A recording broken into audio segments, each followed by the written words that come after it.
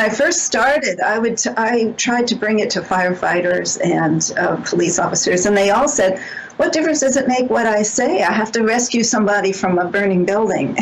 And it makes a difference how the victim feels when you say the right thing, when you rescue them. It makes a difference not only to the autonomic nervous system, to the healing that can happen in the moment. It also makes a difference to how you remember it, whether you remember it as a trauma or as the worst thing that ever happened to you, or as rescue. If you remember it as a moment of rescue and your own courage, it changes the way you hold it in your mind, body, and spirit. And it's so simple because we all have words to use. We can, if we use the right words, we can make that difference at the scene of an emergency or crisis. Well, you see, somebody who's in a panic goes into an altered state of consciousness. That's why hypnotherapists talk about this, because they are open to suggestion. You can make suggestions to the body. Just to take a little sidestep here, if somebody is bleeding, if it's not less than major arterial or venous bleeding, you can say, stop your bleeding and save your blood, and they will stop bleeding, because it's a suggestion to a mind that's in an altered state. They are not thinking the way we do when we're logical. So there you are rescuing someone who's drowning, and he wants someone to rescue him.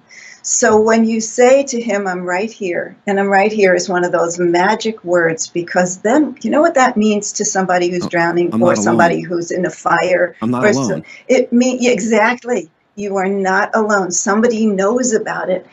If you think you have to do something, if you think I've just ruined my life, I'm drowning, or I'm broken up and I'll never be all right, and I don't know what to do and I'm in a panic, it sends chemicals through your body, adrenaline and cortisol, that keep you from healing, from being wise. But if somebody says, I'm right here, you don't even have to be an expert. You don't have to be a lifeguard. If you say, I'm right here, they can feel in the moment that they can turn themselves over to someone. And that gives you the permission to do what it is you can do. I'll tell you a quick story that was so beautiful. This firefighter had read my book, and he went to a car crash the next morning. And there was a mother and a daughter caught in a car, and they weren't badly injured, but they were injured, and they were able to retrieve the mother. But the daughter, because of where she was and the way the car had been impacted, they weren't able to get her out. And he said ordinarily he would have been yelling, get the jaws of life, and would have been doing all this direction. But he remembered verbal first aid, and he reached in the window where he could touch the little girl, and he touched her knee. And he said, I'm a daddy like your daddy, and I have a little girl just like you. And I'm going to take care of you as if you were my little girl.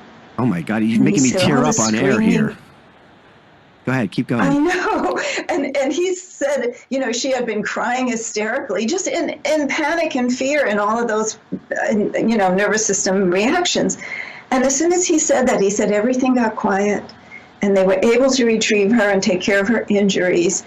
And so he said, so look how wonderful verbal first aid is. I said, you don't even know what you've done. Not only have you allowed her body to begin the healing, but you have changed the way she's going to remember this from, as I said before, the worst thing that ever happened to her to a time of rescue and even her own courage as she waited for you to retrieve her.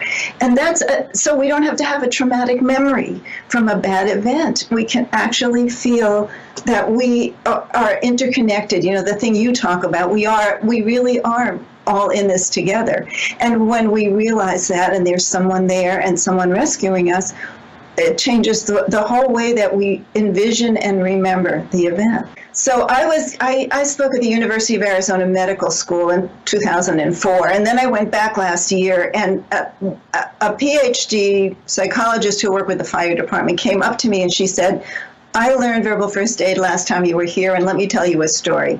Last year, a 14-year-old boy was hit by a car here, and it was Tucson, Arizona. He was hit by a car and on his bicycle, and he died. He was killed. 3 months later, another 14-year-old boy, his friend actually, was hit by a car on his bicycle and dragged. And they brought him to the emergency room, and he couldn't stop. They couldn't stop the bleeding. The doctor from the emergency room came in and said, we're sorry, we can't even give him a transfusion. He just won't stop bleeding. And this woman who had been trained in verbal first aid said, I know what to do. And she went in and she said to him, The worst is over. That's the name of our book, and it's nice to know, too. The worst is over is some of the magic words, and the doctors know just what to do to help you. And so what you have to do is stop your bleeding and save your blood. And she gave him the verbal first aid talk. And then she said, and by the way, Captain Goldberg from the fire department wants you to come and to the fire department and see the engines as soon as you're feeling better.